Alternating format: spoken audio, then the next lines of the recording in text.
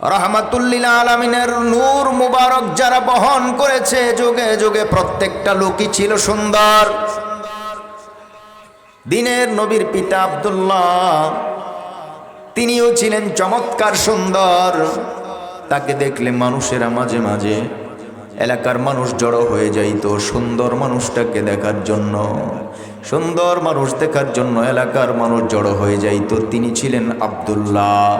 আব্দুল্লাহ এত সুন্দর ছিলেন, আব্দুল্লাহর পেশানিতে রাহমাতুল লিল আলামিনের নূর মুবারক যখন জল জল জল জল করত, তখন এলাকার লোকগুলো সবাই কৌতূহলী আব্দুল্লাহর কাছে চলে যাইত।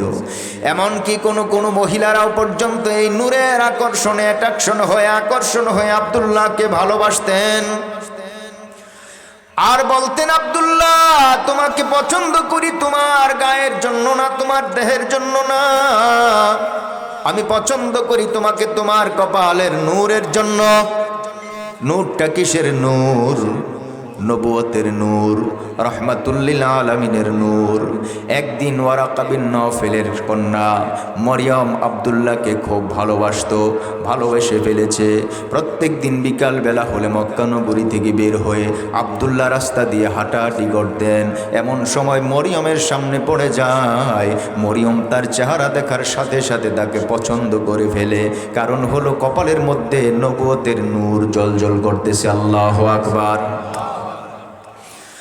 মরিয়ম এইভাবে তাকে পছন্দ করে ফেলে। একদিন, 2 দিন, 3 দিন, এরকম দিনের পর দিন যায়। মরিয়ম আব্দুল্লাহকে মাঝে মাঝে বিভিন্ন কথা জিজ্ঞেস করে, আব্দুল্লাহ তোমার সাথে কথা বলতে আমার ভালো লাগে রে আব্দুল্লাহ। এক পর্যায়ে মরিয়ম আব্দুল্লাহকে পছন্দ করে বলে তার পিতার কাছে প্রস্তাব পাঠায়। মরিয়ম বলে, আব্দুল্লাহ আমি হলাম মক্কা নগরীর একজন ধনাঢ্য বাবার ধনাঢ্য মেয়ে, কোটিপতি মেয়ে আমি। আমার বাবার নাম ওয়ারাকা বিন নওফেল। মক্কা মদিনায় যত মানুষ তৌরাত কিতাব, ইনজিল কিতাব, আসমানি কিতাব জানে, এর মধ্যে সবচাইতে জ্ঞানী মানুষটার নাম হলো Waraqa bin Nawfal. Waraqa bin নওফেলের মেয়ে আমি, তোমাকে ভালোবাসি আব্দুল্লাহ। এ আব্দুল্লাহ আমার বাবার আর কোনো সন্তান নাই, আমার আর কোনো ভাই নাই, আর কোনো বোন নাই। আমার বাবার যত সম্পদ, আমার বাবার ইন্তিকালের পর সব সম্পদগুলোর মালিক আমি হব আব্দুল্লাহ। তুমি তোমার আব্বার কাছে আব্দুল মুত্তালিবের কাছে গিয়ে একটা প্রস্তাব করবে, যদি তিনি আমাকে তোমার বউ করে ঘরে নেয়, আমার যত সম্পদ আছে সব সম্পদ তোমার পায়ে ঢেলে দেব। এদিকে আব্দুল্লাহ বড় লজ্জাশীল ছিলেন, বাবার কাছে তিনি এই কথা বলেন না। চতুর্দিক থেকে সন্তানের বিবাহের প্রস্তাব নিয়ে মানুষের আব্দুল্লাহর বাড়িতে ভিড় করে। আব্দুল মুত্তালিব কিছুদিনের জন্য মদিনায় চলে যায়। মদিনা হলো মক্কা থেকে 450 কিলোমিটার উত্তর দিকে দূর। মদিনায় চলে যায়, সাথে আব্দুল্লাহকে নিয়ে যায়। আব্দুল্লাহকে নিয়ে মদিনায় যাওয়ার পর ওখানে মদিনাতুল মুনাব্বারায় আব্দুল মুত্তালিবের একজন বাল্যকালের বন্ধু ছিল, নাম তার আব্দুল ওয়াহাব। স্বর্ণরূপার ব্যবসা করতো বলে তারে লোকেরা ওয়াহাব জোহরি নামে ডাকতো। ওয়াহাব জওহরির সাথে রাস্তায় বিকালবেলা দেখা হয়ে যায়। ওয়াহাব জোহরি ডাক দিয়ে কয়, বন্ধু মক্কা থেকে তুমি কখন আসলা? আব্দুল মুত্তালিব ডেকে বলে ওয়াহাব এই মাত্র আসলাম বন্ধু। কেন আসলা? কিছুদিন বেড়াবার জন্য আসছি। এ বন্ধু অনেক বছর আগে তোমার ঘরে ছোট্ট একটা মেয়ে দেখছিলাম, নাম রেখেছিল তার আমেনা। ওই আমেনার বিয়ে হয়েছে নাকি বলো? ওয়াহাব জোহরি বলে, না বন্ধু না, আমার মেয়ের বিয়ে হলে তুমি তো প্রথম আগে দাওয়াতটা পাইতা, তুমি তো আগে দাওয়াত পাইতা। আমার মেয়ে তো বিয়ে দেই নাই, বিয়ের উপযুক্ত হয়েছে এখনো তো বিয়ে দেই নাই। আব্দুল মুত্তালিব ডাক দিয়ে বলে, বন্ধু আমার আব্দুল্লাহকে তোমার পছন্দ হয় কিনা বলো? ওয়াহাব জোহরি ডাক দিয়ে বলে, বন্ধু তোমার সন্তান আব্দুল্লাহ হাজারে একজন, লাখে একজন, কোটিতে একজন তোমার ছেলেকে পছন্দ করবে না এমন মানুষ দুনিয়াতে হতে পারে না। তুমি যদি ইচ্ছে করো রে, আমার মেয়ে আমেনাকে তোমার আব্দুল্লাহর সাথে বিয়ে পড়াই দিতে রাজি আছি বোন। আল্লাহু আকবার। ডেট নির্ধারণ করা হলো, সময় মতো বিয়ে হয়ে যায়।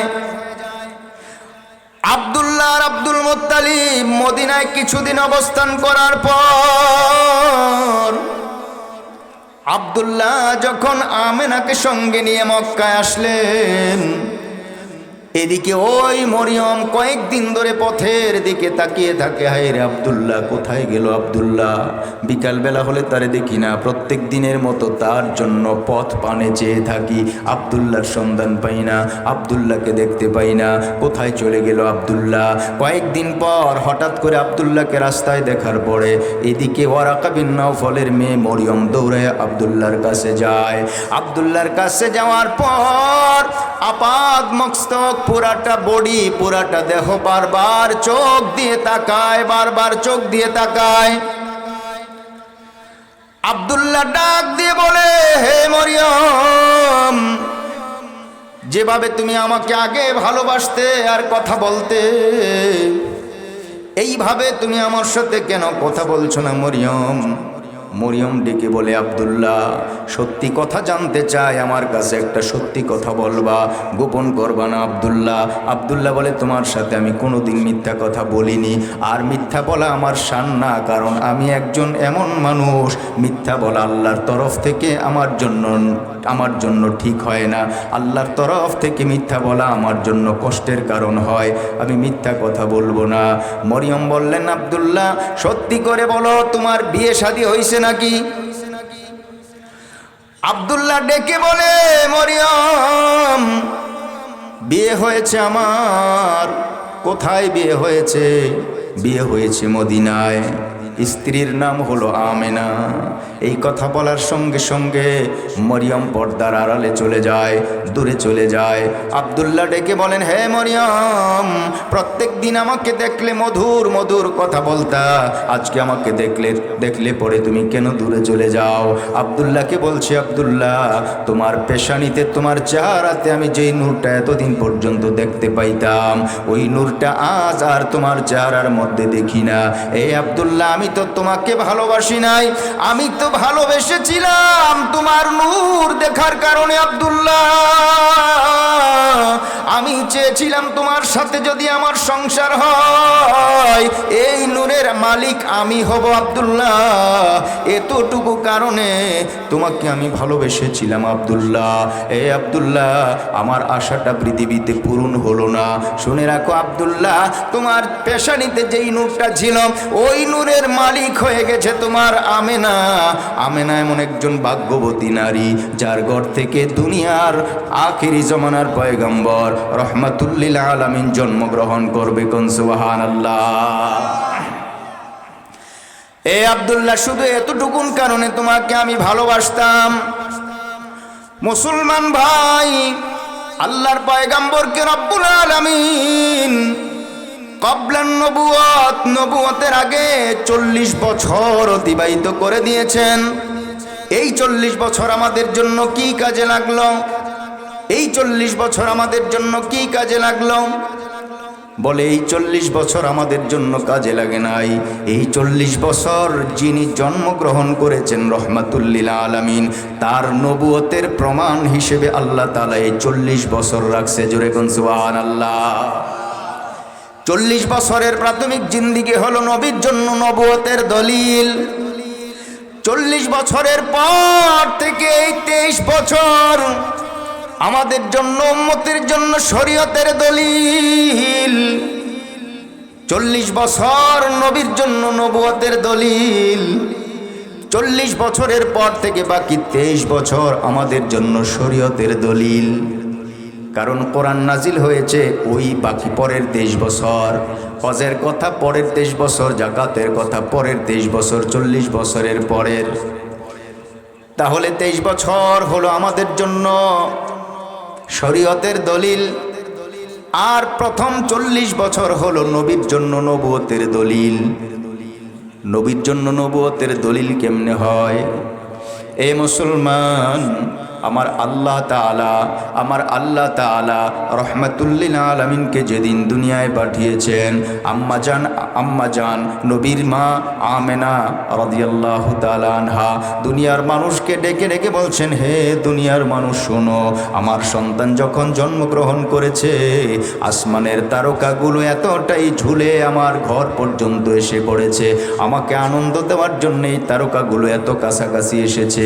আমি যদি ইচ্ছা করতাম এক একটা তারকাকে আমি নিজের হাতে ধরতে পারতাম। এ মুসলমান, দুনিয়াতে কত রাজা বাদশার জন্ম হয়, কত ওলামায়ে কেরামের জন্ম হয়, আলেমদের জন্ম হয়। কেউ জন্মের সময় আসমানের তারকাগুলো কারো ঘরে আসে না, ঠিক না বেঠিক?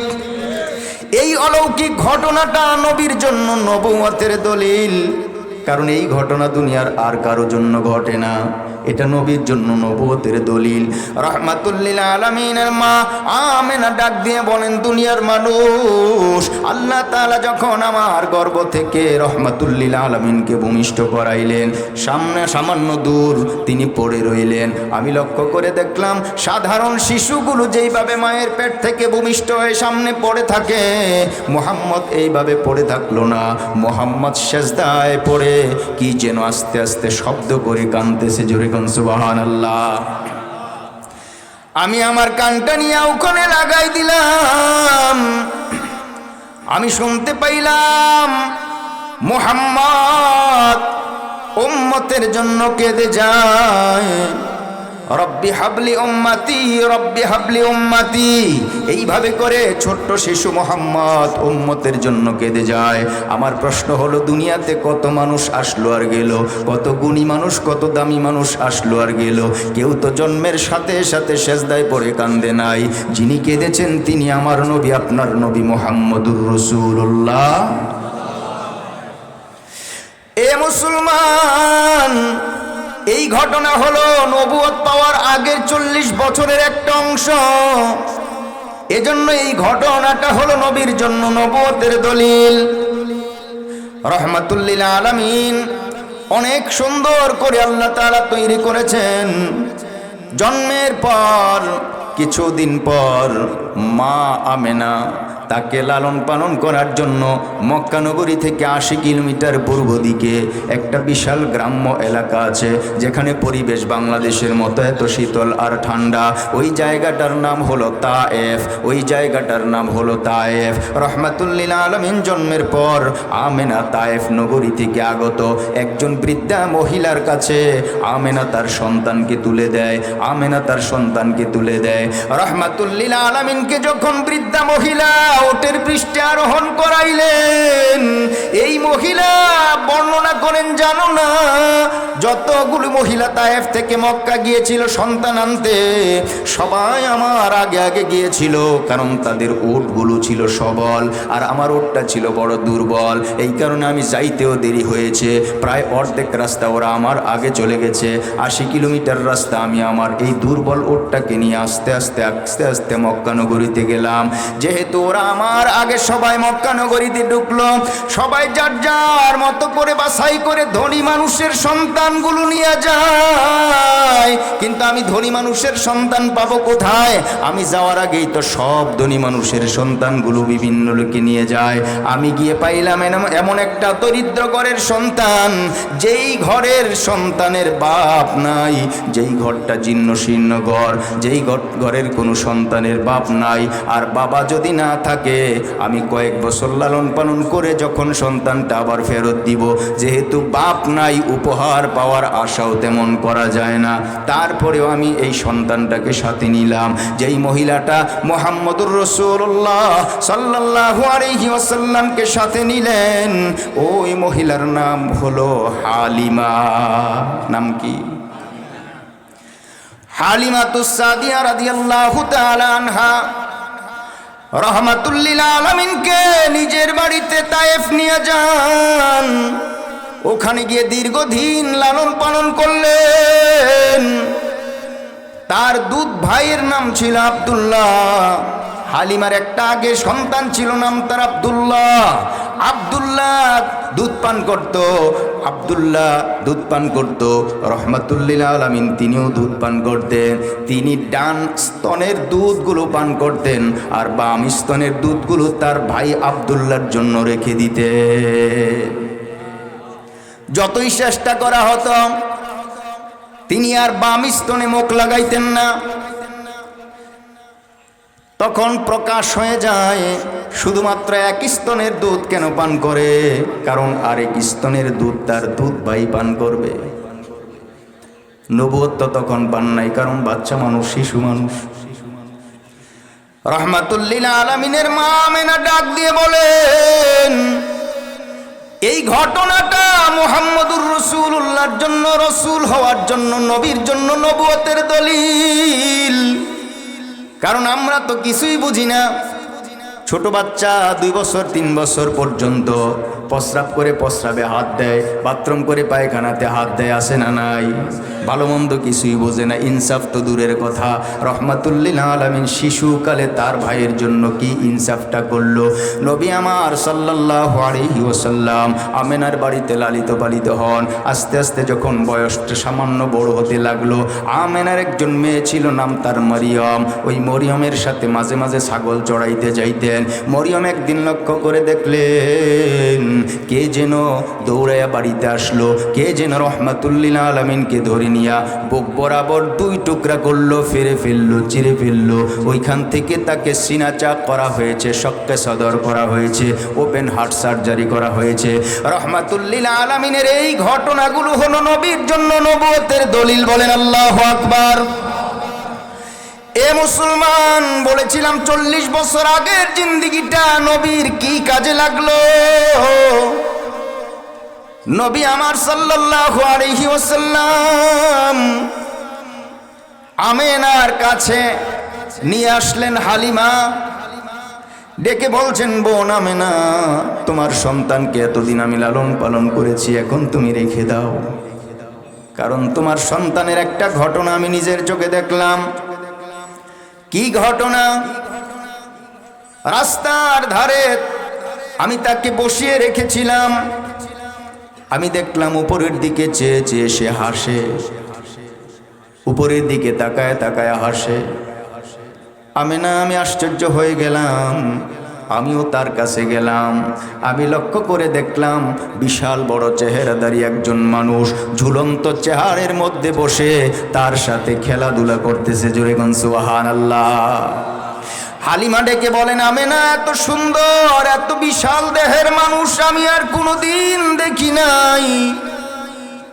আমি ভয় পেয়ে গেছি। ভয়, তোমার সন্তানের উপরে যদি জিন পরি আসর করে, এই বিপদ থেকে বাঁচার জন্য আগেই তোমার সন্তান তুমি নিয়ে যাও। আমি আর দেরি করতে চাই না, লালন পালন করতে চাই না। আমেনা ডাক দিয়ে বলেন, হে হালিমা, জানো না আমার সন্তানের ব্যাপারে এমন তুমি ধারণা করো না। আল্লাহ তাআলা যখন আমার গর্ভ থেকে আমার সন্তান ভূমিষ্ঠ করাই দিলেন, কিছুক্ষণের মধ্যে আমি লক্ষ্য করে দেখলাম আমার সামনে আমার সন্তানকে দেখতে পাই না। আশ্চর্য হয়ে গেলাম, কাঁদতে লাগলাম, আমার সন্তান কোথায় গেল, আমার সন্তান কোথায় গেল।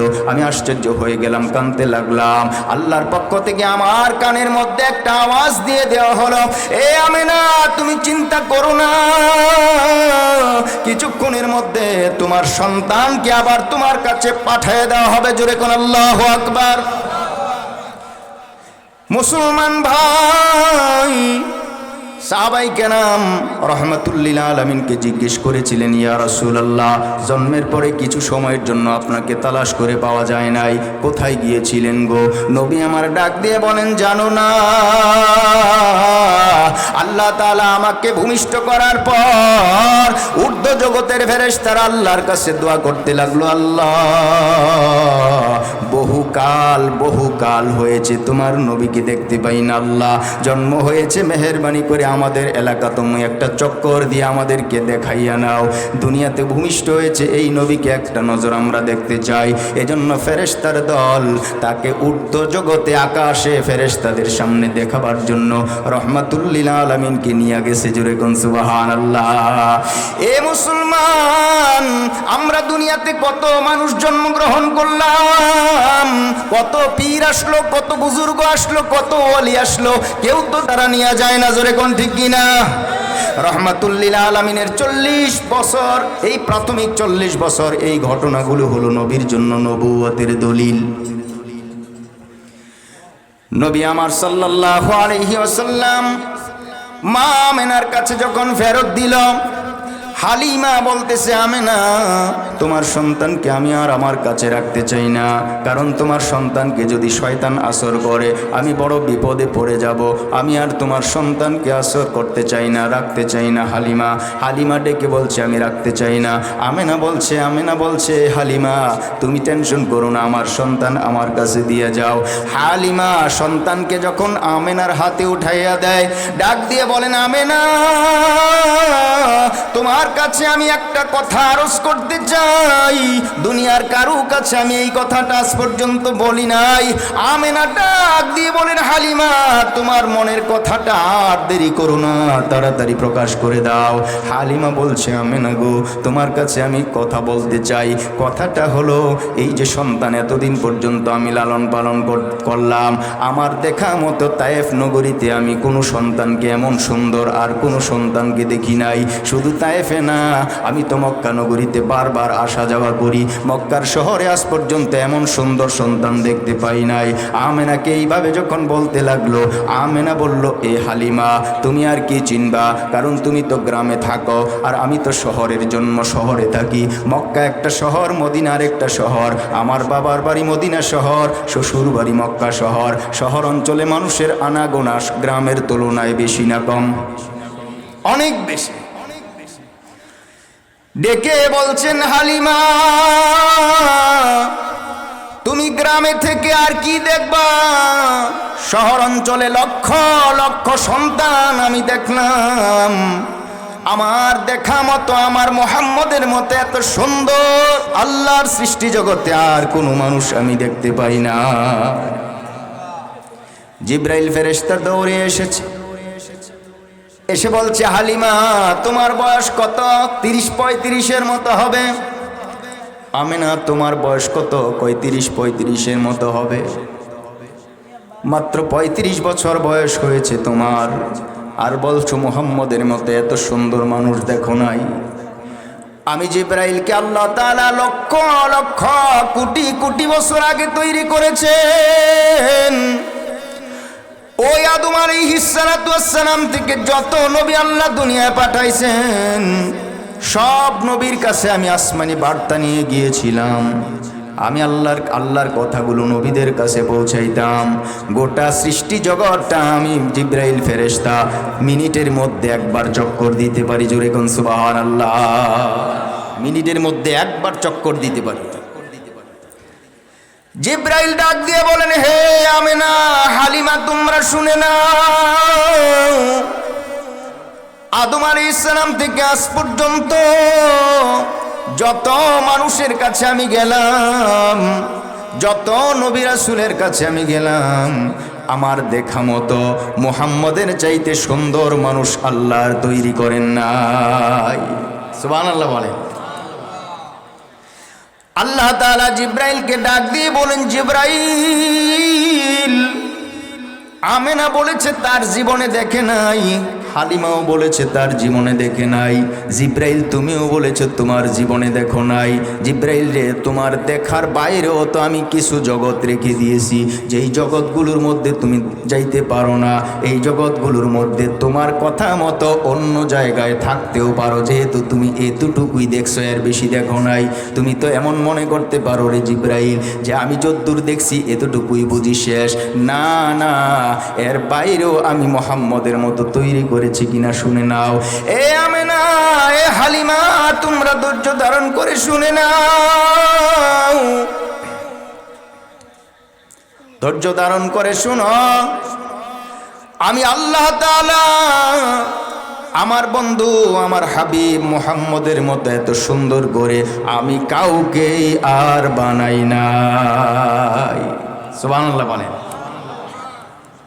এই জিনিসগুলো হলো নবীর জন্য নবুয়তের দলিল, কারণ এগুলি 40 বছর আগের জিন্দেগির কথা। মুসলমান ভাই, রহমাতুল্লিল আলামিনকে আল্লাহ তাআলার পয়গম্বরকে আল্লাহ পাক দুনিয়াতে পাঠিয়েছেন এতিম কইরা। এতিম নবী রহমাতুল্লিল আলামিন দুনিয়াতে আসলেন।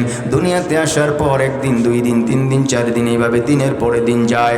রহমাতুল্লিল আলামিন যখন আস্তে আস্তে বুঝবান হন, আস্তে আস্তে বুঝতে লাগলেন, তারপরে তিনি এলাকার বাচ্চাদেরকে নিয়ে, এলাকার মানুষদেরকে নিয়ে, কৈশোরকালে এলাকার মানুষদেরকে নিয়ে একটা সংগঠন তৈরি করলেন। এই সংগঠনের নাম ছিল হিলফুল ফুজুল।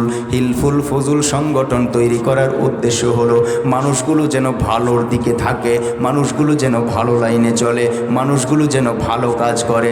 যেহেতু নামাজ, রোজা, হজ, যাকাতের বিধান তখন চালুই হয় নাই, তারপরেও সমাজের অসঙ্গতির কথাগুলো তার চোখের সামনে বেশি উঠে, কাজগুলো তার চোখের সামনে বেশি উঠে। এই কারণে তিনি চাইতেন সমাজের মধ্যে যেন বিশৃঙ্খলা না হয়। এই কারণে তিনি একটা সংগঠন তৈরি করলেন। ওই সংগঠনের নাম হলো হিলফুল ফুজুল। এই সংগঠন তিনি তৈরি করলেন, বয়স তার 17 বছর। হিলফুল ফুজুল সংগঠন দিয়া তিনি মানুষগুলোকে ভালো লাইনে চালাবার জন্য চেষ্টা করতে লাগলেন। এভাবে আস্তে আস্তে আস্তে আস্তে সময় যাইতে যাইতে তার বয়স হয়ে যায় 40 বছর। কয় বছর?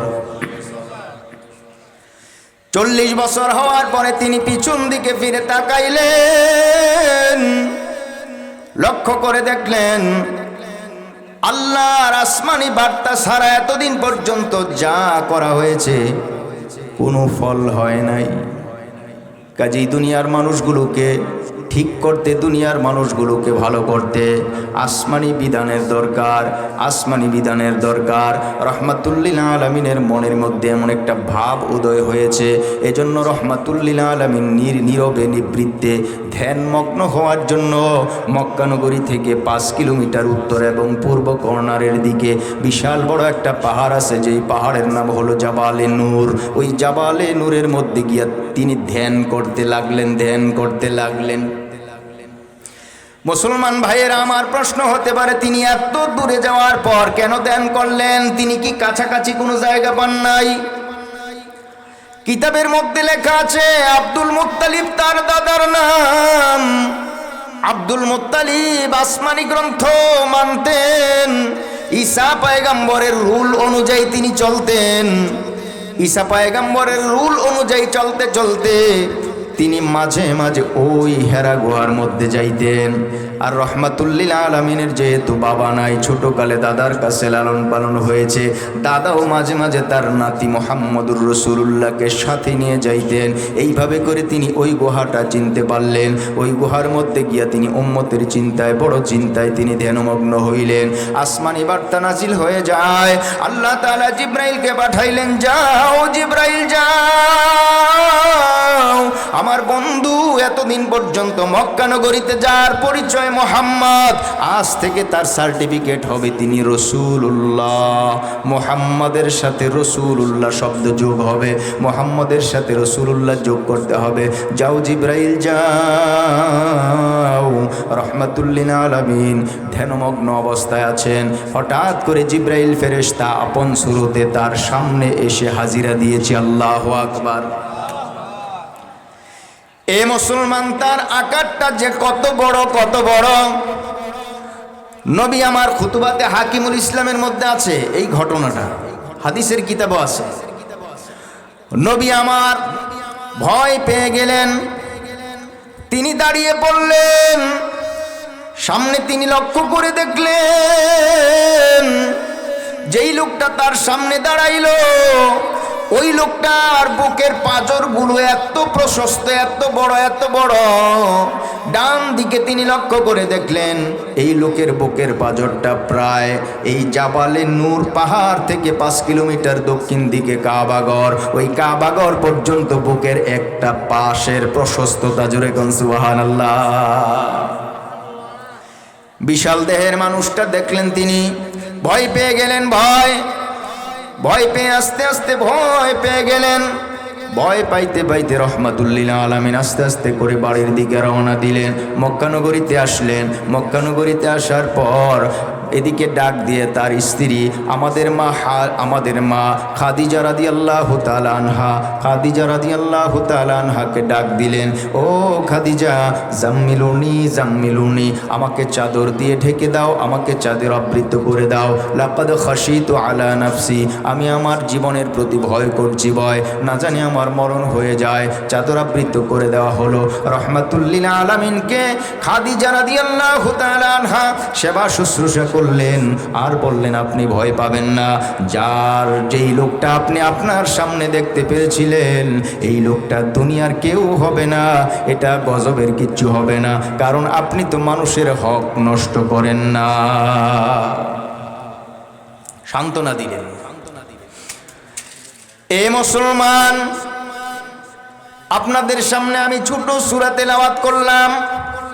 এই সূরাটা বুঝাবার জন্য নবীজি সাল্লাল্লাহু আলাইহি ওয়াসাল্লামের জীবনের প্রাথমিক কিছু কথা আপনাদের সামনে উপস্থাপন করলাম, কারণ এই কথাগুলো হলো কবলান নবুয়াত, নবুয়তের আগের কথা।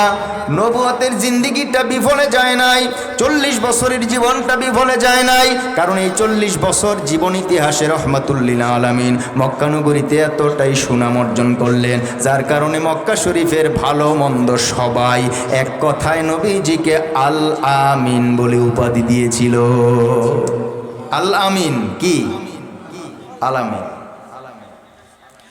মুসলমান ভাইরা আমার, রহমাতুল লিল আলামিনের কাছে কোরআনের বাণী নাজিল হওয়া আরম্ভ করলো। নবী আমার কোরআনের বাণীগুলো মানুষের কাছে প্রচার করতে লাগলেন। এদিকে 25 বছর যখন হয়েছিল তখন তিনি আমাদের সকলের মা খাদিজা রাদিয়াল্লাহু তাআলা আনহাকে বিয়ে করেছিলেন। ইতিমধ্যে খাদিজার গর্ভে সন্তানও হয়েছে কয়েকজন। আল্লাহ তাআলা তার সন্তানগুলো মেয়ে রেখে ছেলেগুলো বারবার দুনিয়া থেকে বিদায় করে দেয়, দুনিয়া থেকে নিয়ে যান। নবীর মনটা বড় খারাপ, রহমাতুল লিল আলামিনের মন বড় খারাপ, কারণ নবীজি সাল্লাল্লাহু আলাইহি ওয়াসাল্লামের সন্তানগুলো একে একে করে মারা যাইতে লাগলো। সাউন্ডটা আপ ডাউন করে কেন? মারা যাইতে লাগলো।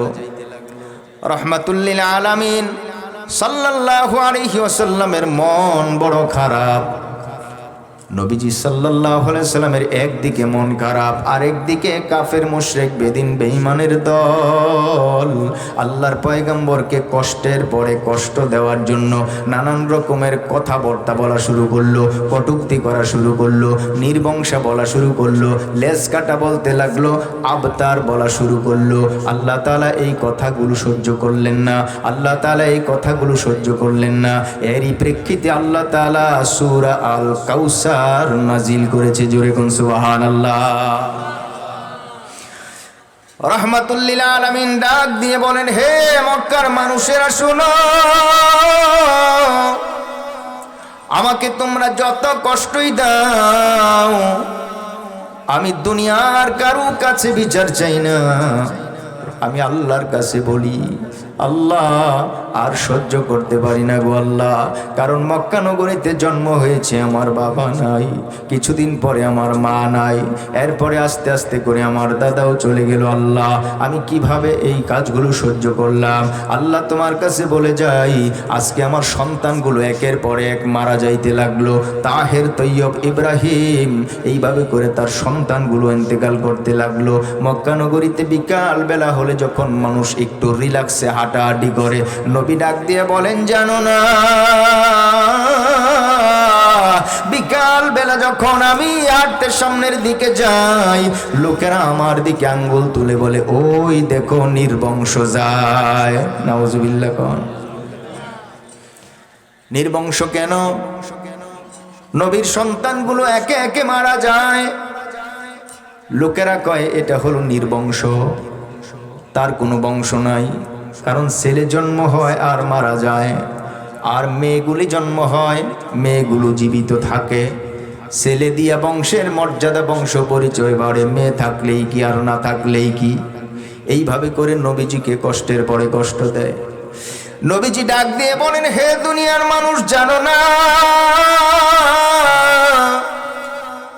আমাকে এইভাবে মানুষগুলো কষ্ট দিয়া যায়, এদিকে আমার মানুষের এই বলার কষ্ট, অপরদিকে আমার স্ত্রী খাদিজা ইন্তেকাল করলেন, ইন্তেকালের কষ্ট। কারণ খাদিজা এমন একজন ব্যক্তির নাম যিনি ইসলামকে প্রসারিত করার জন্য মক্কা নগরীতে তার যত সম্পদ ছিল সব সম্পদগুলো ইসলামের জন্য দিয়েছে। আল্লাহু আকবার বলেন। সব সম্পদ ইসলামের জন্য দিয়ে দিয়েছে খাদিজা। এ মুসলমান, আম্মা জান আয়েশা সিদ্দিকা রাদিয়াল্লাহু তাআলা আনহা, আবু বকর সিদ্দিক রাদিয়াল্লাহু তাআলা আনহার কন্যার নাম, মেয়ের নাম হলো আয়েশা সিদ্দিকা। আয়েশা সিদ্দিকা রাহমাতুল লিল আলামিনের একজন স্ত্রী ছিলেন, একেবারে ছোট একজন স্ত্রী ছিলেন। 6 বছর কালে বিয়ে হয়েছে, 9 বছর কালে সংসার শুরু হয়েছে। ওই স্ত্রীর নাম ছিল আয়েশা সিদ্দিকা। আয়েশা সিদ্দিকা থেকে হাজার হাজার লক্ষ লক্ষ হাদিস বর্ণনা আছে। আয়েশা সিদ্দিকা একদিন রাহমাতুল লিল আলামিনকে ডাক দিয়ে বলেন, আল্লাহর পয়গম্বর, আপনার মনটা কেন খারাপ দেখা যায়? আপনার মনটা কেন খারাপ? রাহমাতুল লিল আলামিন ডেকে বলছেন, আয়েশা শুনে নাও, এখন আমার খাদিজার কথা মনে হয়েছে, এজন্য আমার মনটা খারাপ। খাদিজার কথা মনে হয়েছে, এজন্য আমার মনটা খারাপ। আয়েশা সিদ্দিকা এই কথা বলার পর রাহমাতুল লিল আলামিন বলেন, খাদিজার কথা আমার মনে হয়েছে, এজন্য মন খারাপ। আয়েশা কই, হুজুর, এই খাদিজা ছাড়াও তো আপনার স্ত্রীর অভাব নাই। খাদিজা অনেক আগে মারা গিয়েছে, ওই মৃত্যু খাদিজার জন্য আপনি এত কেন শোক করেন? তারপরে আপনার বয়স যখন ছিল মাত্র 25, খাদিজার বয়স ছিল আপনার বয়সের তুলনায় দ্বিগুণ। কারণ খাদিজার বয়স ছিল তখন 40 বছরের বৃদ্ধা মহিলার জন্য আপনি এইভাবে কেন চোখের পানি ছেড়ে ছেড়ে কান্দেন গো? নবী আমার ডাক দিয়ে বলেন, আয়েশা, খাদিজা যদি জন্ম না হইতো, আমি ইসলামের প্রসার এত সুন্দরভাবে করতে পারতাম না।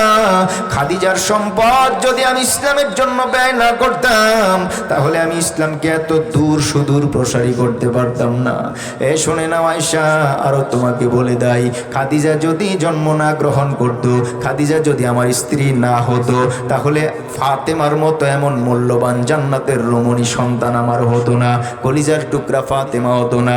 কলিজার টুকরা ফাতেমা যদি না হতো, তার সন্তান হাসান আর হোসাইন জান্নাতের সর্দার হতো না। হাসান হোসাইন জান্নাতের সর্দার হতো না গো, হতো না। এইভাবে করে নবী আমার ডাক দিয়ে বলেন, এ তুমি ভালো করে শুনো, এ আয়েশা, তুমি মন্তব্য করো না। যদি হোসাইনের মতো আমার নাতি যদি দুনিয়াতে না আসতো, কারবালার ঘটনা ঘটতো না। আর কারবালার ঘটনা যদি না ঘটতো, আমার কোটি কোটি উম্মতের নাজাতের ব্যবস্থা হতো না। আল্লাহু আকবার। খাদিজার জন্য রাহমাতুল লিল আলামিনের মনটা সব সময় কান্ত। খাদিজার জন্য রাহমাতুল লিল আলামিনের মন সব সময় কান্নাকাটি করত। নবীজি চোখের পানি ছেড়ে ছেড়ে খাদিজার জন্য কাঁদতেন। এ মুসলমান, আজও মক্কা নগরীতে যাও, কাবাগর থেকে প্রায় 1 কিলোমিটার উত্তর দিকে বিশাল বড় একটা গোরস্থান আছে। ওই গোরস্থানের নাম হলো জান্নাতুল মালা। জান্নাতুল মালার মধ্যে যত হাজী সাহেব আছে, হাজী সাহেবদেরকে কবর দেওয়া হয়। জান্নাতুল মালার একেবারে উত্তর প্রান্তরে খাদিজা রাদিয়াল্লাহু তাআলা আনহার কবর আছে, কবর শরীফ। খাদিজার কবরের পাশে যখন আপনি যাবেন, প্রায় 20 হাত লম্বা কবরটা দেখা যায়। 20 হাত লম্বা কবরের মাঝখানে যেমন একটা বাচ্চা বুকে নিয়ে ঘুমায় থাকলে মা যেমন একটা সিস্টেম বোঝা যায়, ঠিক ডান হাতের কাছে এই কবরটার ভিতরে ছোট্ট আরেকটা কবর আছে, ছোট্ট একটা কবর। আমি জিজ্ঞেস করেছিলাম ওখানকার এক শায়েখরে, বলছে এটা ইব্রাহিমের কবর, খাদিজার একজন সন্তানের কবর। খাদিজা তার সন্তানকে কোলে করে জান্নাতুল মুআল্লাতে আজও ঘুমায়। মুসলমান ভাই, আম্মাজান খাদিজা রাদিয়াল্লাহু তাআলা আনহা নবীজি সাল্লাল্লাহু আলাইহি ওয়াসাল্লামকে যে কোনো বিপদে আপদে সান্ত্বনা দিতেন। রহমাতুল্লিল আলামিন বলেন, জানো না আমার স্ত্রী খাদিজা ইন্তেকাল করলো, যেন আমার অবলম্বনটা প্রায় শেষ হয়ে গেল। শুধু তাই নয়, আমার চাচা আবু তালিব ইন্তেকাল করলো, আমার দাদা আব্দুল মুত্তালিব ইন্তেকাল করলো। শুধু তাই নয়, ইসলামের দাওয়াত দেওয়ার কারণে মক্কা নগরী কাবাগর থেকে প্রায় আধা কিলোমিটার পূর্ব এবং দক্ষিণ কর্নারের দিকে একটা বিশাল পাহাড় আছে, যেই পাহাড়ের নাম হলো শিয়াবে আবু তালেব। আমাকে 3টি বছর মক্কার মানুষ থেকে আলাদা করে দূরে সরায়া এক ঘরে করে রাখলো। নাউজুবিল্লাহ। এইসব কারণে নবীজি সাল্লাল্লাহু আলাইহি সাল্লামের মন বড় খারাপ, মন খারাপ। শুধু তাই নয়, রহমাতুল্লিল আলামিন মনে মনে ভাবলেন, মক্কার মানুষগুলো যেহেতু ইসলাম গ্রহণ করে না, দূর কোন অঞ্চলে গিয়ে যদি ইসলামের দাওয়াত দেই, হতে পারে মানুষেরা সেখান থেকে ইসলামকে গ্রহণ করবে।